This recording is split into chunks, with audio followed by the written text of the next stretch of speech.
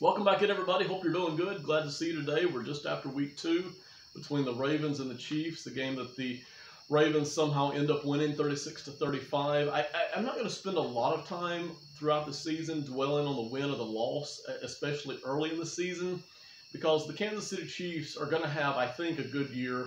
They look like, to me, a lock for the playoffs. They've got a chance to go back to the Super Bowl. They've got a chance to win it. I'm not going to spend a whole lot of time early in the season about trying to explain why the Chiefs won or lost these games. They very easily could have lost last week to the Browns. They didn't. They found a way to come from way behind and win. They should have, could have, should have won this game against the Ravens.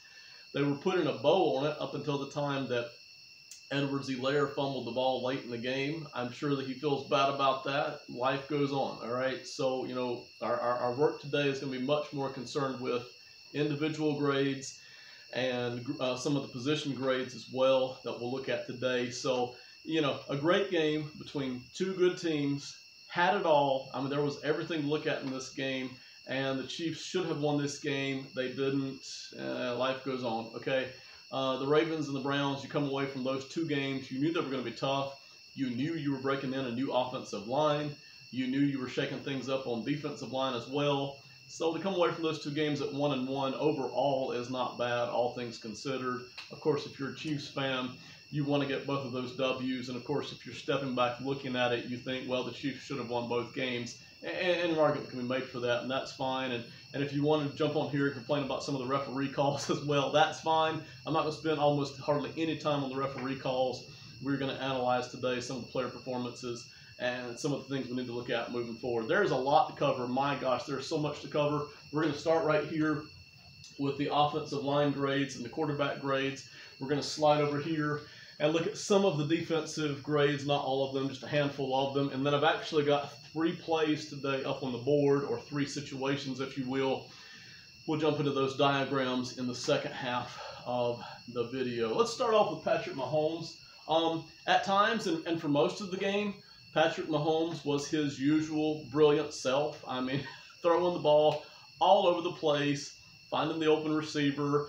If the Ravens didn't want to give him Tyreek Hill, that's fine. He just tosses it to Travis Kelce or to Pringle or to Hardman or to whoever the heck else he feels like throwing the football to. Mahomes is brilliant, but he's not a robot. He's not perfect. And this game, he had a few missed throws. There were some plays that he could have made that he overshot them a little bit. Accuracy off a little bit. Not a lot, but a little bit. And again, nobody's ever going to be perfect. Rodgers isn't. Brady isn't. You name them, nobody's ever perfect. So, versus last week against the Browns, where Mahomes just had a brilliant day, really. Still a great day today against the Ravens, but not as good. He had to work a little bit harder for it. I thought the Ravens made them work a little bit harder for it this time. Plus, he had the one big interception that really, I don't know, what we all admire and love about Mahomes and about Lamar Jackson is the fact that they never give up on making a play, and they are amazing at just creating and making plays. But that one interception in particular, where he's pretty much already being tackled, he really should have just swallowed the sack on that one instead of trying to toss it while twisting and turning to somebody a few yards away. So that was a pretty rough interception. That interception plus a couple of other missed throws brings Patrick Mahomes down to a B+ for the game. Hardly matters.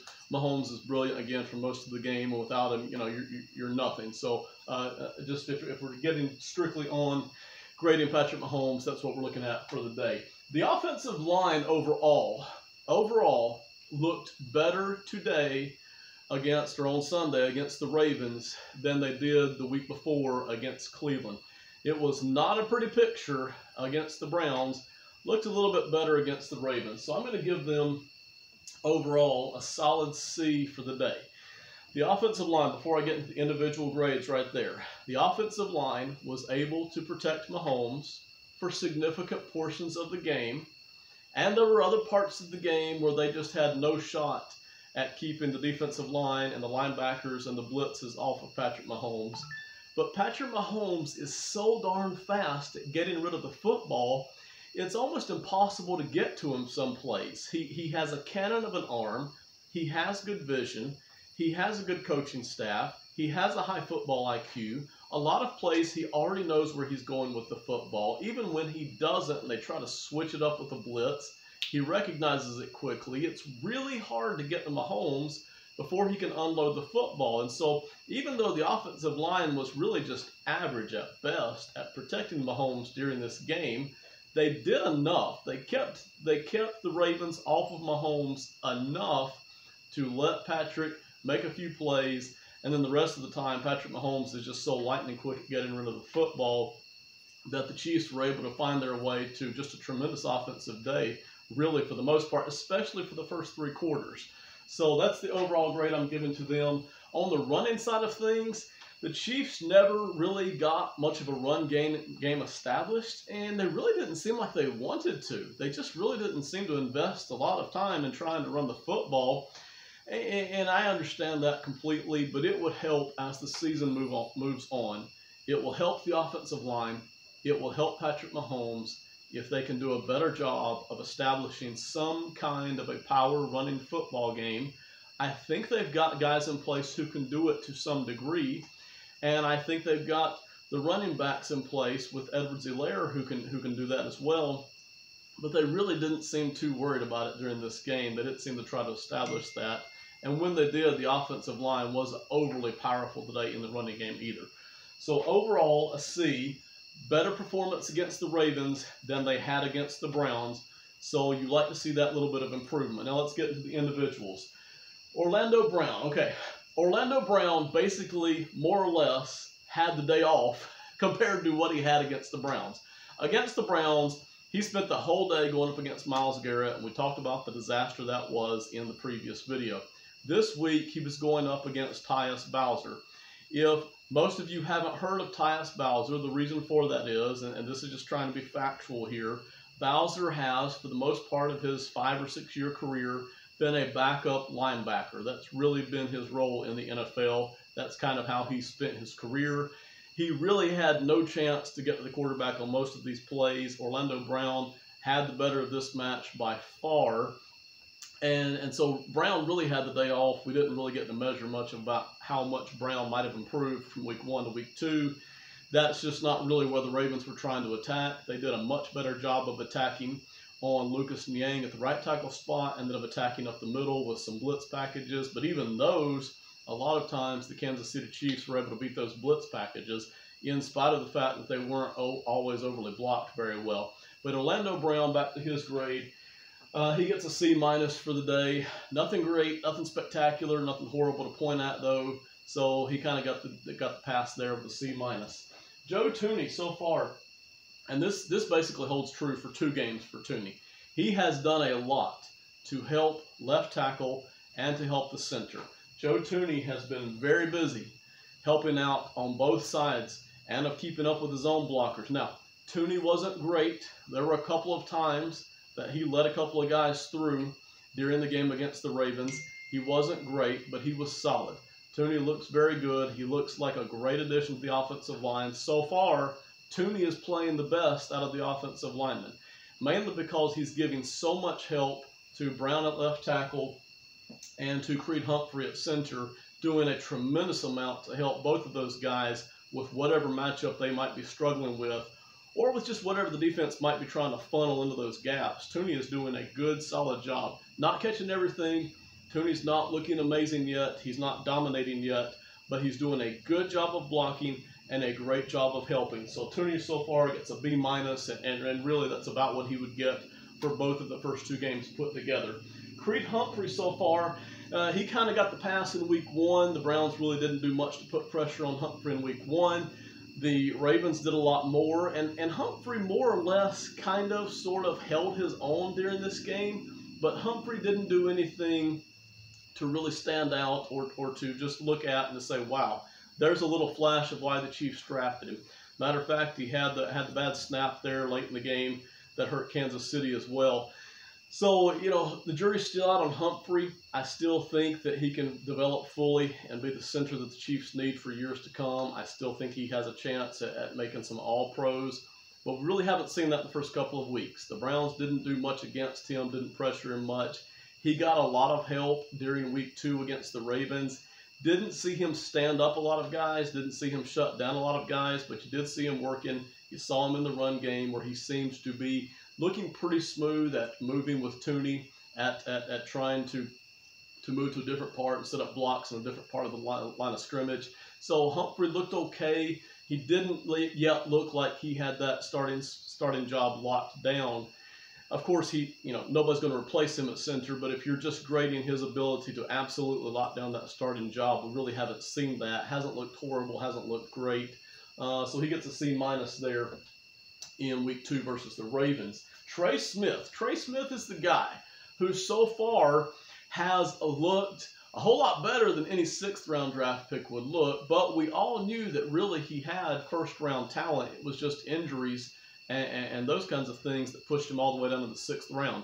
Trey Smith is the guy, and he's not dominating, and he's not shutting everybody down, but Trey Smith is definitely holding his own as far as that starting job goes. He's getting some help from Niang and Humphrey, but not much. For the most part, during this second game, and I didn't grade him in week 1, but for the most part in week 2, Trey Smith, for the most part, was on his own, by himself, and did a good, solid, consistent job. As a matter of fact, we saw a couple of flashes, and this is what really gets me excited about Trey Smith.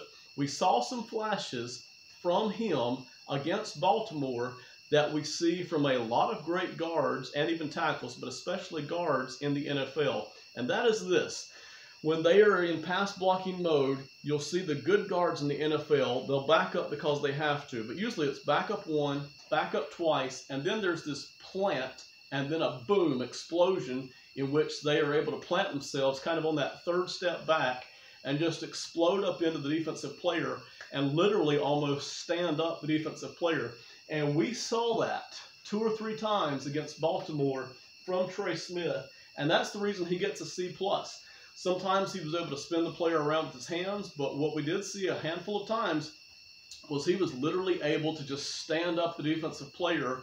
You'll see that from the good guards in the NFL, that they're able to step back, and then plant and explode up all the way through the core into the defensive player, no matter who it is, and just literally stand up and bring that defensive player to a complete standstill. Trey Smith has that ability. How consistent can he be doing it? That remains to be seen, but he's showing little flashes, and that's why he gets the C+ right here. Got a lot to work on. Still, the inexperience showing through. It's his 2nd game in the NFL, but there are some flashes showing through right there where you can see if he can stay healthy, if he can stay consistent, he could be a really good Pro Bowl kind of a guard if he can be consistent and healthy. We're seeing the flashes right there from Trey Smith. Lucas Niang kind of sort of was on his own again for most of this week, and the Ravens challenged him, and he got burned a few times. All right, there's no question about it. He had the rougher matchup all night long versus what Orlando Brown had on the other side, which was almost the night off for Orlando Brown. Lucas Niang was getting some of the best that the Ravens had to throw at him, and at times he held his own. At times he did a good job blocking. At times, especially in pass coverage, I'm talking about. At times he did a good solid job of that. And there were other times, and this is why he gets the C-, where guys were just flipping around him on both sides. Okay, so Niang's got some work to do. Niang's got a lot of room to improve, but he doesn't look horrible so far. So far, he looks like he's kind of sort of holding his own. He's got some improvement to do to where you just feel really great about him being that starter at right tackle, but he hasn't looked bad yet. He more or less held his own. I didn't spend as much time looking at him, so I don't have as much to say about him, but those are the grades for the offensive line. That's what we saw against Baltimore on Sunday night. I want to switch over here to the offense. Don't have as much, I'm sorry, the defense. Don't have as much to cover here, but we do want to cover it. The defensive line, not a good day. Matter of fact, it was horrible. It was a disaster. I don't hand out F grades here. Basically, we hand out A for all-pro kind of an effort, Bs for Pro Bowlers. A lot of guys fit in the C category, and that's, an average C to a C+ is your starting guys. C- is getting to your gray area guys. They're starting because you don't have anybody else to do better. And then the D category right here, that means you probably shouldn't be on the field. And the defensive line, and this really includes the linebackers too for Kansas City, they basically got destroyed Sunday night against Baltimore. Baltimore was able to run the football and run the football and run the football and run the football, and continue to run the football. Horrible night for the Kansas City defensive line. I just really they looked really. Matter of fact, they looked worse, especially in run defense, than they did against Cleveland. And they didn't look good against Cleveland. Against Cleveland, they were kind of in the CD category. Here, this was a bad night for Kansas City defensive line. I'm not saying anything you guys didn't already see, okay? Now, to be fair, Baltimore, probably the best running team in football, probably even better than Cleveland. They understand their blocking schemes. They understand that they have power guys at fullback. They have guys who can block at tight end. They have a decent offensive line. It's not as great as it was 2 years ago. It's significantly downgraded from where it was 2 years ago, but they still have a decent offensive line. They've got Lamar Jackson, who's a freak back there and is almost untouchable at times. They had good running backs who've gotten injured, so they're a little bit downgraded at running back. I get it. Baltimore's got a good running attack, but Kansas City really needed to put up more of a fight in this game than they did on the defensive line. And this continues. This is something that's been a thread for Kansas City all the way back to the days when Alex Smith was still the quarterback.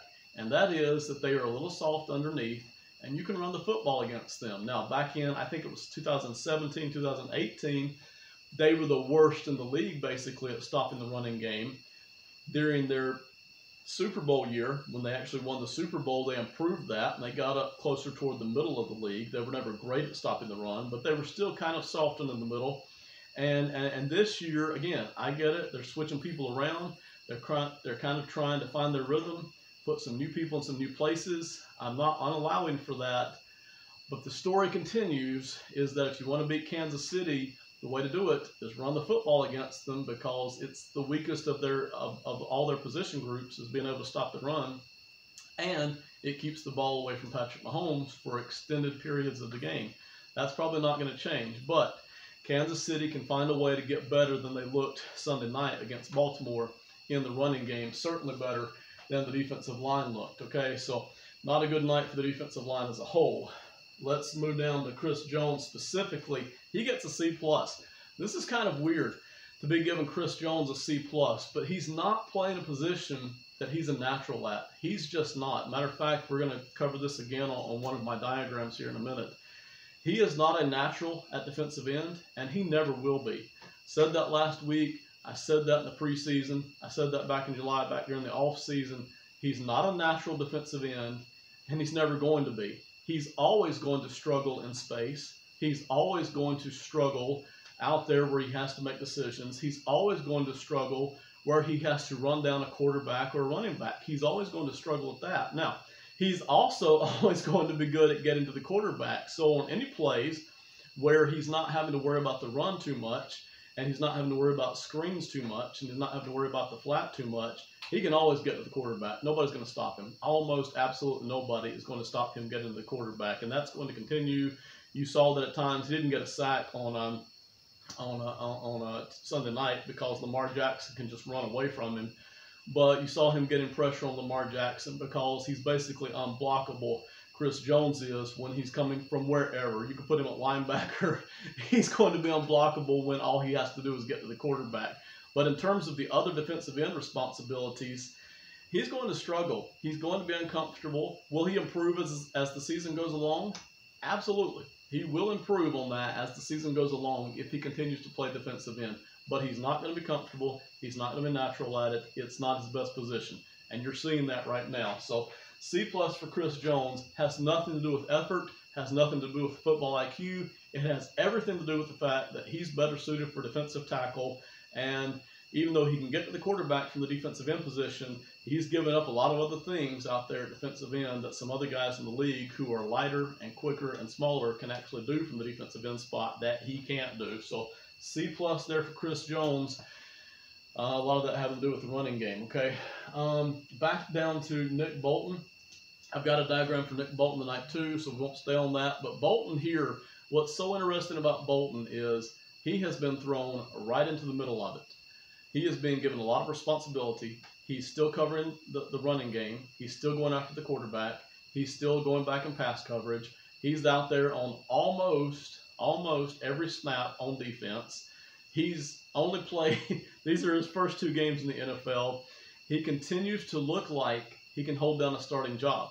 Now, he doesn't look a whole lot better for the most part than some of the other linebackers that Kansas City has, but he looks at least as good, and he's a rookie, and there are a handful of plays, which I'll cover here in a second, there are a handful of plays where Bolton actually does look better than the other linebackers that are currently on the field for Kansas City, not including Willie Gay, who is out and injured right now. But Bolton is more than holding his own.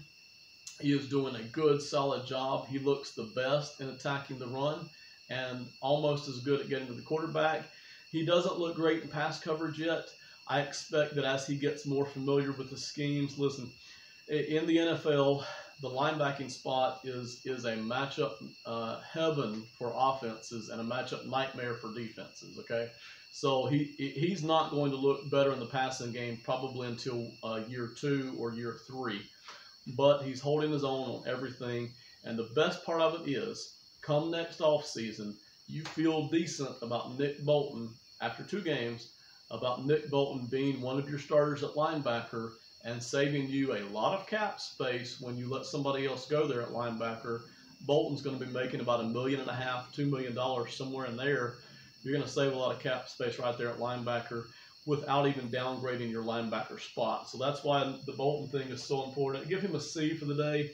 He's not dominating. He's not looking fantastic for large stretches of the game, but he's holding his own, and he does look good in a couple of situations, which we'll cover here in a second on the diagram. Tyron Matthew gets a B. Now, just like I said last week, don't get overly excited about the 2 sacks by Chris Jones because he's giving up some things. Once again, don't get overly excited, and most of you guys who watch this channel know this because you're in the analytical side and you're looking past just the cheerleading fanfare kind of stuff. Don't get too excited about the 2 interceptions by Tyron Matthew on his first night back.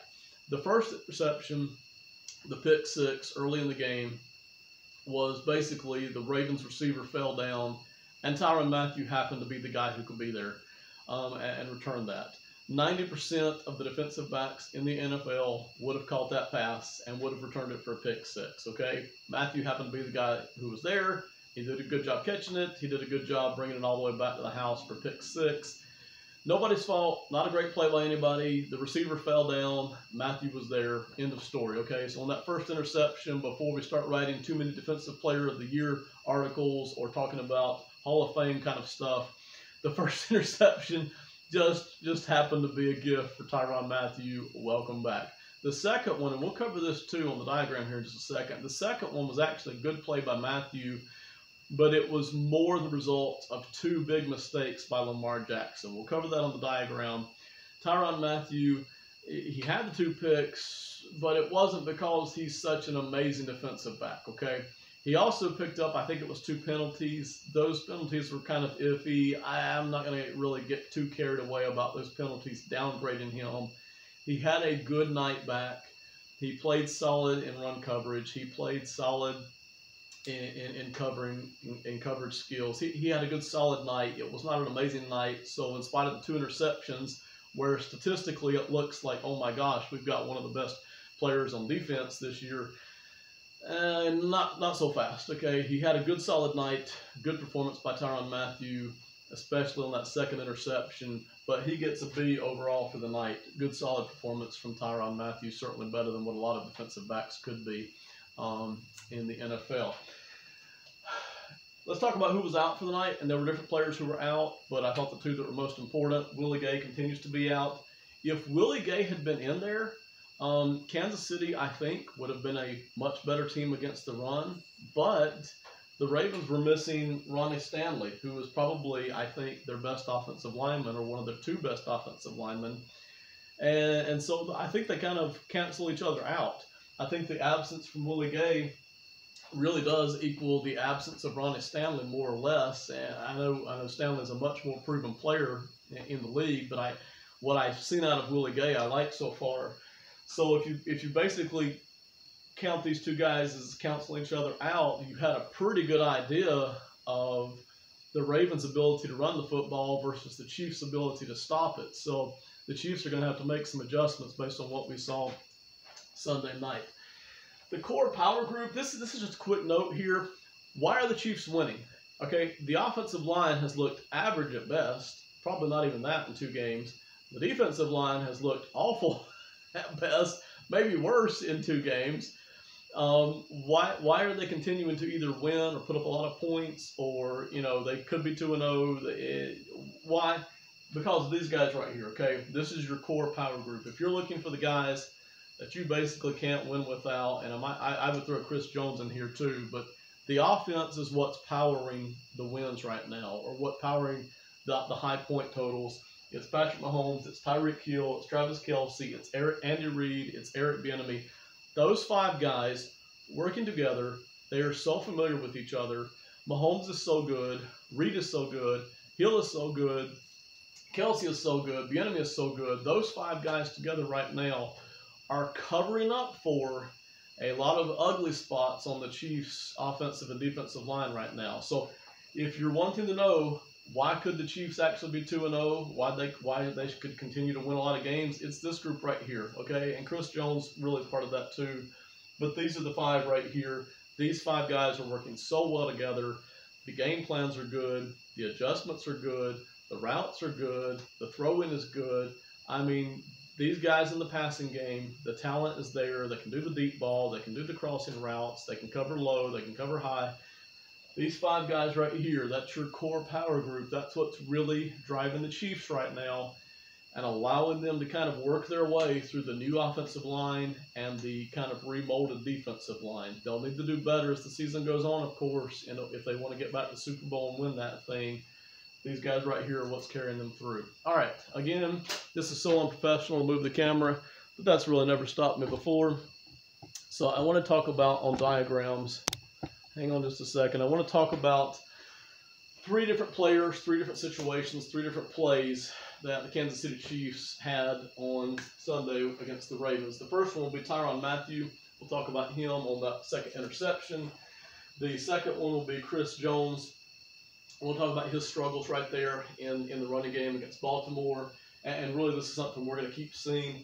And also, very quickly, talk about Nick Bolton and one particular play in particular that he really seems to continue to be consistently good at. Let's start right here with Tyron Matthew. This is the 2nd interception, okay? And I'm not gonna draw a perfect diagram of the passing route or even talk about who these guys are. I just want to talk about Tyron Matthew and Lamar Jackson, okay? This is what I really want the focus to be on. So this was the 2nd interception by Tyron Matthew. The wide receiver runs a route that basically simulates a post and gets right around here on the goal line. That's where the wide receiver runs. He actually has not 1, but 2 defensive backs right with him for the Chiefs. This was excellent coverage by the Chiefs. They have not 1, but 2 guys right on top of him. This receiver right here for the Ravens had absolutely no chance of ever catching this football. Absolutely none. He's double covered. This already, before I even talk about Tyron Matthew, this was already a horrible place to throw the football. Probably the worst place to throw the football on the entire field at that moment, okay? This was a terrible decision, and Lamar Jackson makes 2 bad mistakes in this play. The first one was that he never, ever should have thrown this football here at all. The wide receiver was already covered by 2 defensive backs from the get-go. They were never fooled. He never had a step on them. I mean, nothing. And that was just devastating for Jackson. Bad decision all the way. The good play by Tyron Matthew, not a great play, but a good play, a play that some safeties in the NFL can make, but a lot of them can't, is that he recognized pretty quickly. Somehow he recognized, I guess by looking at Lamar Jackson, he recognized that Jackson wanted to go deep.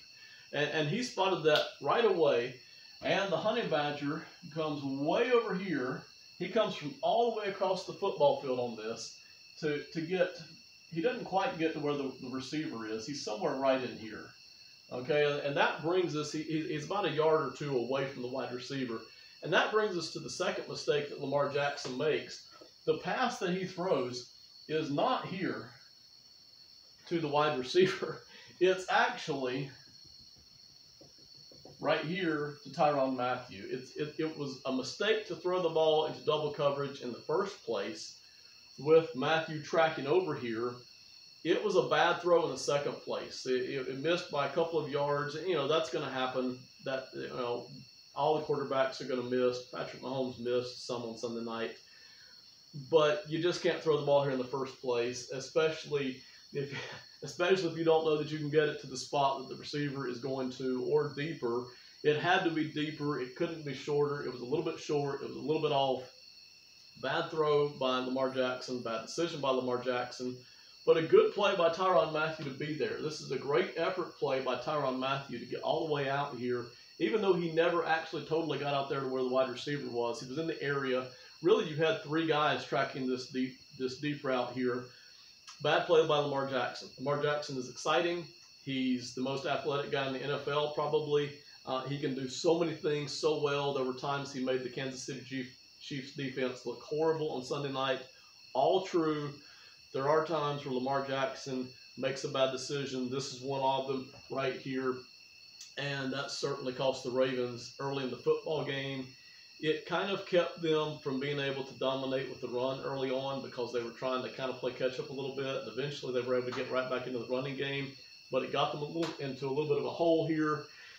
Lamar Jackson needs to do a lot better than that. Tyron Matthew made a good play on that, but this was really brought around by the two Lamar Jackson mistakes. Now, on the flip side, I'm going to switch this over just a little bit more so you can see it better.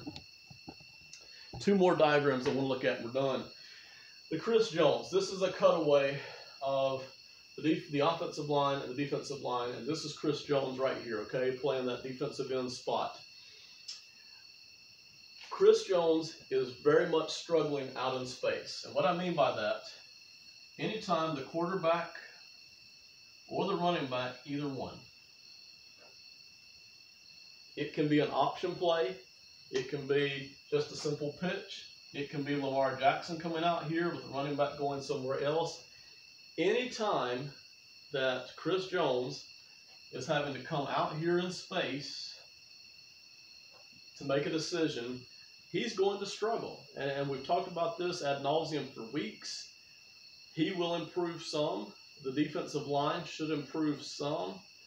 But I haven't seen any reason to change my mind about what I said a month and a half ago about Chris Jones really needs to play 60 to 70% of his snaps at defensive tackle and really get kicked out to defensive end on those on those passing plays where it's 3rd and 8, where it's 1st and 15, where it's 3rd and 12, those kinds of plays, and bring other guys into the defensive tackle at that spot. And I understand why the Chiefs are doing it because of the depth at defensive end. So far, it's not working, okay? So far through 2 games, and you can say it's only 2 games, and you're right, and it was 2 good teams, the Browns and the Ravens, and you're right, and the defensive line will improve, and you're right. But the NFL season is only 16 games long, and then you're into the playoffs. And so Kansas City needs to get this figured out within the first 6 to 8 games. They can't wait the entire season to get this figured out.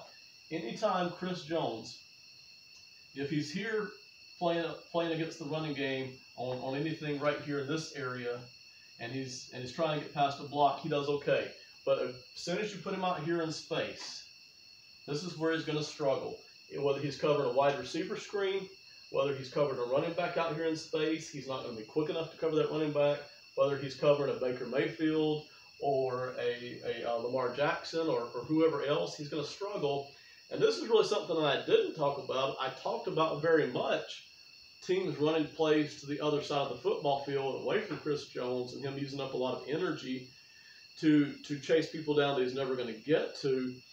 If other NFL teams see this and other offensive coordinators see this right here, and they know that they can count on Chris Jones having to come out here in space and cover, they're going to start wearing Chris Jones out that way. Now, they're not running right at him. You're not going to see that a whole lot. Chris Jones is good enough against the run to where they can't just run right at him. But if they get him out here in space, in this area right here, in this flat area, if they get him out there in space, he's now really a subpar player at best. And that's not going to help the Chiefs. And that's actually giving another advantage to opposing offenses. So this is something that the Chiefs really need to get a handle on, okay? And whatever they decide to do, whether it's push the linebacker out here a couple more steps to give him some help, or whether they want to rearrange the defensive backfield, which is really dangerous, which you're going to go up against good passing teams. My preference is I really think they need to get Chris Jones back at defensive tackle, not for the entire game. I think there's times in the game where it's great to have him out there at defensive end. I think they need to rotate him back in the defensive tackle more often and let somebody else here at defensive end, even though they might not have any chance of getting the quarterback, they can at least stop these plays out here in the flat. You saw all night with Baltimore. Baltimore just wore this play out. And a lot of other NFL teams are not going to be able to run the option the way Baltimore does, but they can do all kinds of other things to get the ball out here in the flat and take advantage of Chris Jones playing right there at defensive end. Okay, something to keep an eye on. Really quick, long video. Thank you for watching. Here's the final thing. Nick Bolton, okay? This is Nick Bolton right here at the outside linebacker spot. This is the middle linebacker, basically. Here's your defensive lineman. And here is, basically right here is your left tackle, left guard, center, quarterback, running back. We'll call this a tight end or a fullback. It really doesn't matter. And then here's another wide receiver, okay? So that's a lot going on right there. But that's what the Ravens were doing. They had a lot going on all night long. They had people going in all kinds of different directions. They were getting the numbers in the blocking game. They were putting the Chiefs in uncomfortable positions. They were making the Chiefs have to make decisions that they weren't used to making. That's what Baltimore was doing all night long. But here's what I liked about Nick Bolton. Again, there were times where he got eaten up in the running game or he got lost in the crowd and wasn't making a great play. But this is something that we did see. Anytime the running back, several times when the running back would take the handoff and it's coming this way, to Bolton's side, and that's important, not running away from Bolton, but to Bolton's side, Bolton seems to have on certain running plays a very quick recognition, even on plays where he has already been assigned a blocker, where the offense, the Ravens or the Browns, and we saw this back in college, even on plays where somebody has already been designated to block him, we see him slipping those blocks and making tackles in the backfield against the running back. And it's almost like the old, not ping pong, but the old arcade games where the ball's bouncing off. You'll see Nick Bolton, I'll switch to left hand so you can see it. You'll see Nick Bolton come right down here, basically aiming for the left tackle, and then slipping that block and bouncing off right here and catching that running back in the backfield. We've seen this more than once against Baltimore and against Cleveland. Now, he doesn't do that the whole game. He's not a dominating wrecking ball against the running game, but he's doing this enough to where you get these little flashes and you see that's why the Chiefs drafted him. He's doing that often enough. And he's doing an excellent job of slipping off the block by the left tackle, or slipping off the block by the fullback, or slipping off the block by the tight end. And because he recognizes it so fast, he recognizes the play so quickly, he is actually able several times here to catch that running back in the backfield for a 2 or 3 yard loss. Didn't show up against the Ravens and statistically because they were running the ball everywhere all night, almost freely at free will. But if we're isolating Nick Bolton and picking out a handful of plays from college, from the Cleveland game, from the Baltimore game, this is something that we're seeing pretty consistently. A running back getting a handoff to his side, he is able to spot that very quickly, and he's able to slip those blocks. And that's the key, the two keys, the recognition of the play and able to slip those blocks. He's doing both of those things excellently on these running plays to that side, of his side of the field. On plays that they're running away from him, speed-wise, he's not able to get it all the way over there across, like we said. But on these plays right here, this is an excellent, it looks very simple, but it's not. He should be getting blocked on these plays. There are blockers assigned to him, but he is slipping those blocks and catching these running backs in the backfield for negative running plays. And that's so important because it takes 1st and 10 and turns it into 2nd and 12. It takes what might be 2nd and 5 and turns it into 3rd and 8. Those plays show up in terms of putting offenses behind the chains, behind schedule, if you will. Those plays show up, even though he might only be making them 2 or 3 times a football game. Those are good plays that not everybody in the NFL is making from the linebacking spot, and really aside from Willie Gay, the other linebackers on the Kansas City Chiefs are not making it. All right. Thank you for watching. Those are the 3 diagrams. Those are the grades. We'll see you hopefully next week. Have a great one. Goodbye.